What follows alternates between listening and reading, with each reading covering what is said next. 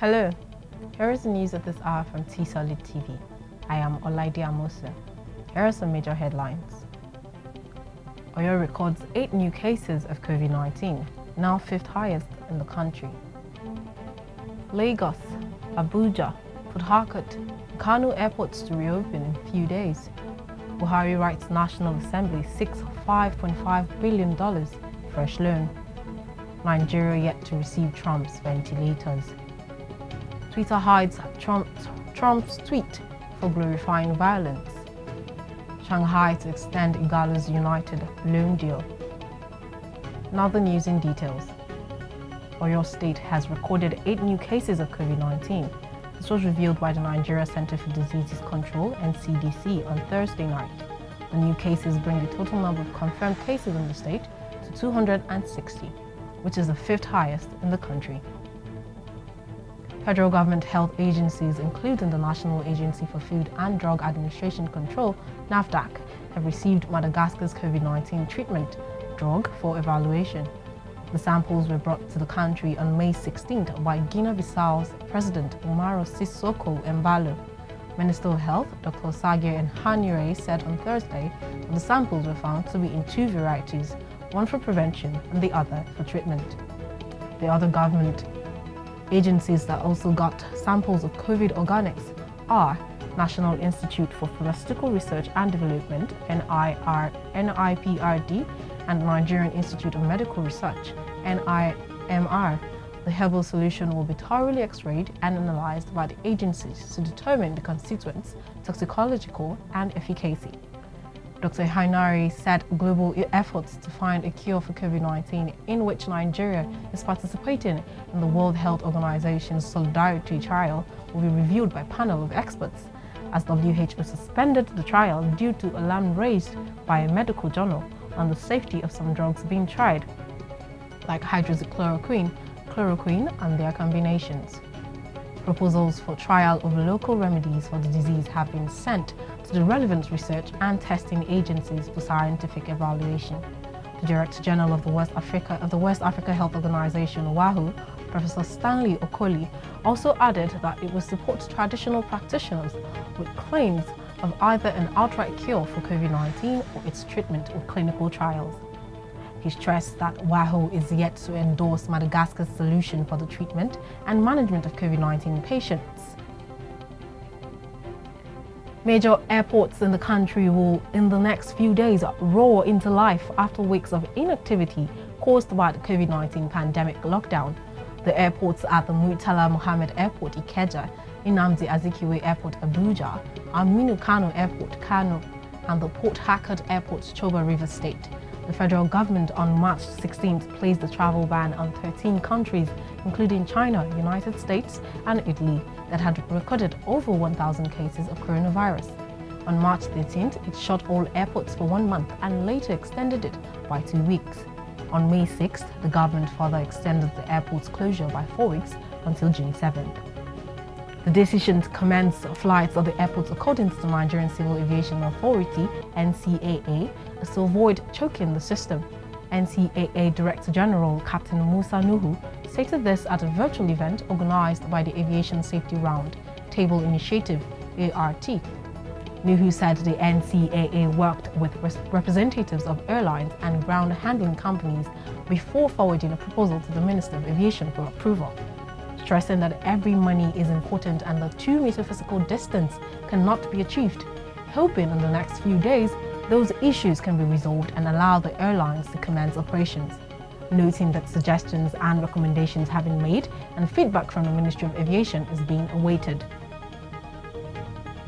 The Inspector General of Police, Mohammed Adamu, has ordered the redeployment of 11 commissioners, including those in Edo, Ondo, and Oyo State. This is according to a communique by the First Public Relations Officer, Frank Mba. The IGP has ordered the immediate posting or redeployment of the following commissioners of police to commands or formations as follows: Edo State, CP Johnson Babatunde Kokumo; Osun State, CP Ondi J. Adi; Bauchi State, CP Lawal Jimeta Tanko; Ebonyi State, CP Philip Sule Mako; Gombe State, CP Ahmed Maikudi Shehu; Ondo State, CP Bolaji Amidu Salami; Oyo State, CP Joe Nwachukwu Enwowu, Eastern Port, CP Evelyn T. Peterside, an explosive ordnance device, EOD, CP Okon Etim Ene, Airport Command, CP Bello Maikwashi, and Anti-Fraud Unit, Federal CID Annex Lagos, CP Olukolu Tairu Shina. The statement partly read, the IGP urged the newly deployed CPs to prioritize community policing, crime prevention, public security, public safety, and general crime fighting, among others. The Minister of Information and Culture, Alhaji Lai Mohammed, has said Nigeria is yet to receive the ventilator promised by USA. He stated this at a daily briefing of the Presidential Task Force on COVID-19. The US President on April 28 promised to send some ventilators to the country during his telephone conversation with the President Muhammadu Buhari. While answering questions on when the ventilators will arrive, the minister said to the best of his knowledge they have not arrived. And when they do arrive, it will be made known to the public. The Senate on Thursday justified the $5.5 billion fresh external loan request from the President Muhammadu Buhari, insisting that it would not be a burden to the country. The National Assembly had in April this year approved 850 billion naira domestic loan request of the President to finance projects in the 2020 budget. The loan was to be sourced from external lending institutions, but the arrangement was frustrated due to the outbreak of the COVID-19 pandemic. The Senate had also earlier in the year approved another $22.79 billion external loan request for Buhari, which was also meant to fund the total 2020 budget size of 10.5 trillion naira. The Senate President Ahmed Lawan and the Speaker of the House of Representatives, Femi Gbajabiamila, read the letters during plenary after a closed session with members on Thursday. President Buhari said the loan will be used to finance the proposed 2020 revised budget, some priority projects and other projects to support state governments. He said it became imperative for the funding of the revised 2020 budget and insulating the nation's economy from the yet-to-be-abated COVID-19 pandemic. The sources for the loans, according to him, are the International Monetary Fund, IMF, $3.4 billion, the World Bank, $1.4 billion, Africa Development Bank, $500 million, and Islamic Development Bank, with $113 million, amongst others. Moving on to the foreign scene, then terrorists died in an offensive against a jihadist base in the west of Burkina Faso on Thursday, according to the Army's Chief of Staff. The West African country is battling an Islamist revolt, which has also exacerbated deadly inter-ethnic tensions. Since 2015, nearly 900 people have died and 840,000 have fled their homes. A unit of Burkina Faso soldiers and UDAIM carried out the offensive against the jihadists in the rural locality of Woro in Sworo province, said the statement, which was not independently verifiable. The impoverished Sahel country is part of a regional effort to battle an Islamist insurgency, along with Mali, Niger, Mauritania, and Chad. Their militaries, under-equipped and poorly trained, are struggling despite help from France, which has 5,000 troops in the region. Unrest in Burkina Faso, Mali, and Niger killed around 4,000 people last year, according to the United Nations figures. France on Thursday announced the long-awaited nationwide reopening of bars, restaurants, and cafes from June 2nd, albeit with restrictions and lifted limitations on domestic travel in time for the summer holidays. Prime Minister Edouard Philippe said the capital, Paris, where the risk of coronavirus spread remains higher than the rest of the mainland, only the outside terraces of eating and drinking establishments can reopen to clients.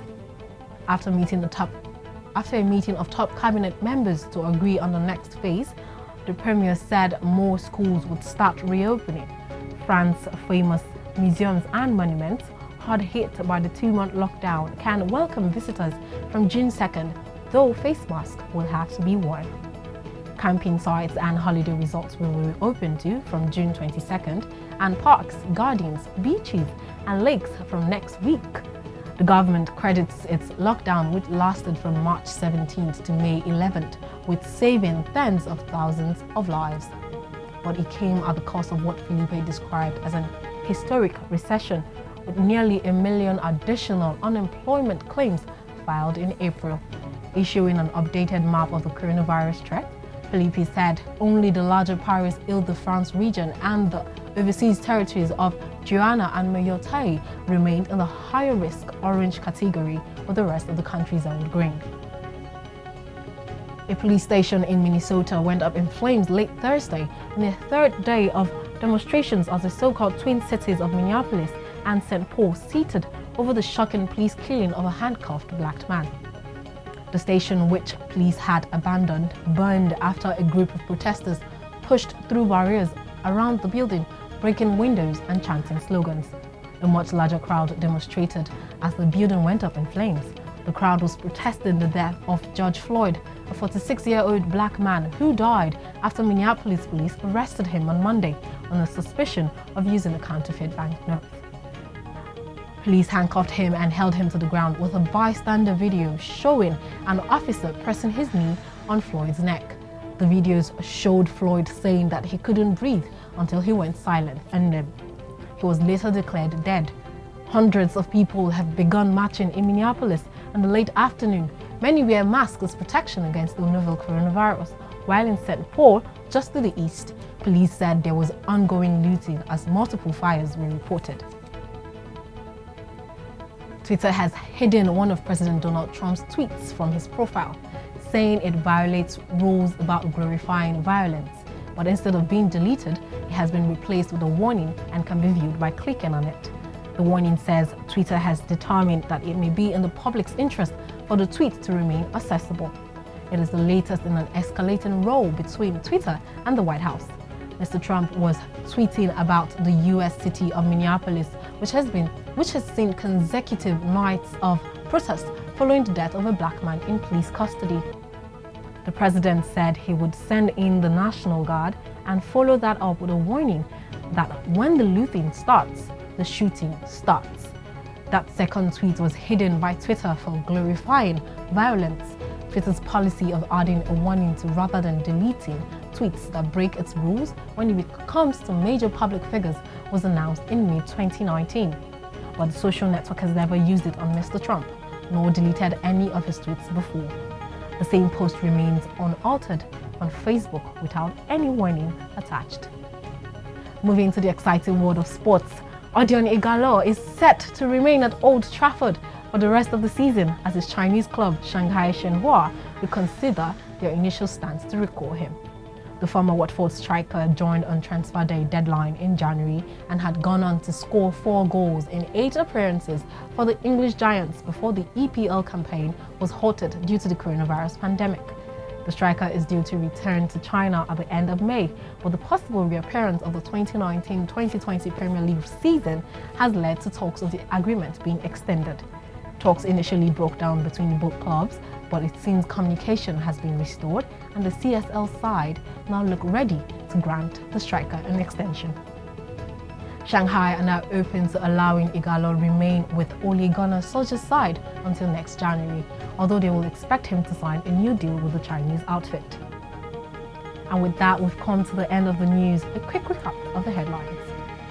Oyo records 8 new cases of COVID-19, now 5th highest in the country. Lagos, Abuja, Port Harcourt, KANO airports to reopen in a few days. Buhari writes National Assembly seeks $5.5 billion fresh loan. Nigeria yet to receive Trump's ventilators. Twitter hides Trump tweet for glorifying violence. Shanghai to extend Ighalo's United loan deal. And as the world eases out of lockdown, kindly ensure to take all advice and precautions as given by health workers. The news was compiled by Mobola Badekale. I am Olaide Amosu. Good day and thank you for watching.